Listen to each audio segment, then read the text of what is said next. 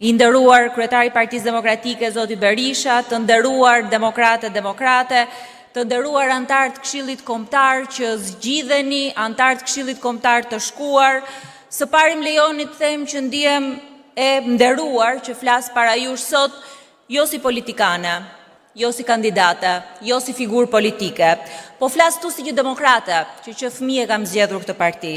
Flas si një grua që ka trokitur në mira, dyer dhe kam parë me sytë e mi se çfarë dëshirojnë sot shqiptarët e çfarë meritojnë ato. 14 vite me radhë demokrate keni qëndruar, jo sepse ishte e lehtë, po pikërisht sepse ishte e vështirë. Keni qëndruar kur çdo ditë keni parë pa drejtësinë të shpërblehet. Keni qëndruar kur ndershmëria ishte e shihej edhe si dobësi. Keni qëndruar kur të rinjt largoheshin, e sytë e prindërve të tyre fatkeqësisht mbeteshin të ngulur në bëshllëkun që ata linin. Ju nuk jeni thjesht antar partia, ju jeni dëshmi e gjallë se dinjiteti nuk shitet dhe bindja nuk vdes kurrë. E për këtë falemderit për çdo demokrat që sot mbas 14 vitesh vështira vazhdon të ketë akoma zgjedhje Partinë Demokratike. Kjo sallë nuk është e vetme në këtë besim. Janë mbi 700.000 shqiptarë që kanë të njëjtin guxim për të përballur me këtë sistem. Ne kemi folur gjatë bashkë për korrupsionin, kemi folur për varfrinë, kemi folur për emigracionin, e të gjitha këto janë plagë, të gjitha këto janë reale, të gjitha këto reflektojnë sot Shqipërinë e vërtet. Por plaga e vërtet, plaga që sot ka krijuar problemin më të madh në Shqipëri është humbja e besimit. Shumë shqiptarë sot nuk e besojnë që puna e ndershme shpërblehet, nuk e besojnë se mund të ecësh përpara pa njohur njeriun e duhur, nuk e besojnë se shteti punon për ta. Dhe kur nuk beson, sigurisht që ose largohesh ose rri aty e nuk flet. E kjo është betejë jonë e vërtet, jo me kundërshtarin politik, sepse kundërshtari politik sot përfaqëson një model i cili ka degraduar, por betejë më e madhe është me dëshpërimin. Çdo ditë ne shohim se si ky shtet funksionon. Ne shohim se cilat janë mekanizmat e tij. Sipërmarrësi i ndershëm fatkeqësisht paguan taksën e korrupsionit për të mbijetuar, ndërkohë që shërbëtori i sistemit merr tenderin. Familjet bëjnë llogari çdo mbrëmje se çfarë lën pa paguar, ndërkohë që pakica e lidhur me pushtetin merr para publike, përfiton ligje e merr favore. I riu me diplomë emigron, ndërkohë që pa merit, me lidhje politike një tjetër promovohet. Kjo është mënyra fatkeqësisht se si sot Shqipëria është ndërtuar, se si ky sistem po vret shpresën, po nga ana tjetër po shkatron edhe të ardhmen e Shqipërisë. E unë nuk mund të besoj që të gjithë janë barabartë, jo. Në këtë sallë, për kësaj sallë kanë shumë njerëz të cilët çdo ditë e denoncojnë këtë sistem, çdo ditë e mbrojnë pronën e përbashkët, e sigurisht që nuk tolerojnë më.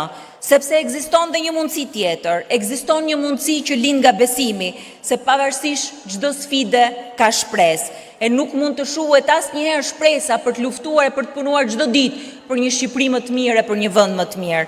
Një Shqipëri ku prona nuk është privilegji i pakicës, po është e drejtë e secilit.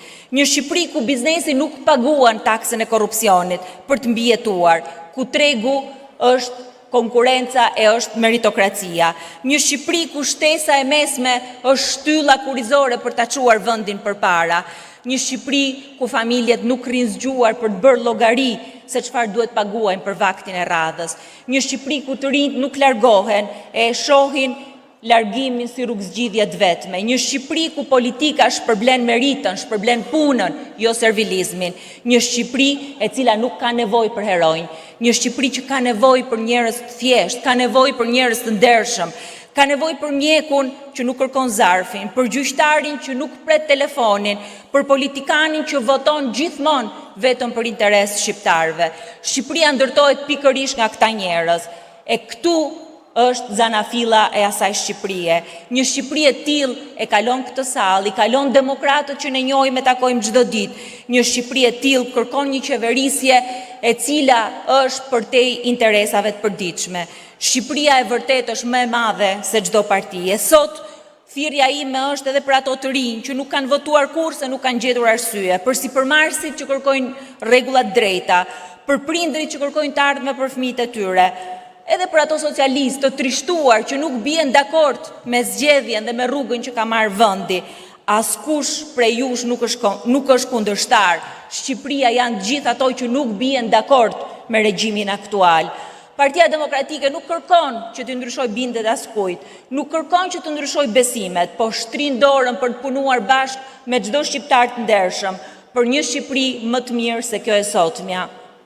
Sepse në fund ditës që të gjithë ndajt njëjtën tokë, ndajt njëjtin vend, të gjithë në fund të ditës marrin frymë në të njëjtin qiell, që të gjithë në fund të ditës e duam këtë vend. Prandaj Partia Demokratike është aty gati për të qenë oferta e shqiptarëve. Partia Demokratike ka pasur brezin që rrëzoi komunizmin, ka pasur brezin që ndërtoi pluralizmin, ka pasur brezin që mbajti gjallë opozitën edhe në ditë më të vështira, por sot Shqipëria kërkon diçka tjetër, kërkon të rikthej besimin. Sot Shqipëria kërkon një brez që bashkon, kërkon një brez që nuk pyet kush është me mua e kush është kundër meje, po pyet si mundet ta bëjmë përsëri Shqipërinë triumfuese e me kokën lart. Prandaj sot nuk ka rëndësi që t'i drejtohemi vetëm antarëve të partisë tonë, të cilët kanë qenë me ne e janë me ne, po sot ka rëndësi t'i drejtohemi çdo shqiptari. Ka rëndësi që t'na besojnë sërish, ka rëndësi që betejë jonë nga kjo sallë të vazhdojë në çdo rrugë, në çdo lagje, në çdo qytet dhe nis me demokratin e thjeshtë që ka vendosur që ndroj edhe një herë e të rikthehet në shtëpinë e tij, me gruan që vendos të hyjë politik, me të riun që vendos të marrë biletën e kthimit e ta grisë atë, sepse Shqipëria nuk do të ndryshojë kur dikush tjetër vendos për ne. Shqipëria ndryshon kur ne, secili prej nesh, zgjedhim të jemi ndryshe. Detyra jonë, detyra këtij kuvendi, detyra Partisë Demokratike në këtë moment është me të vërtet historike, është për ta kthyer Shqipërinë aty ku i meriton. Të ndryshojmë veten, të ndryshojmë Shqipërinë. Faleminderit.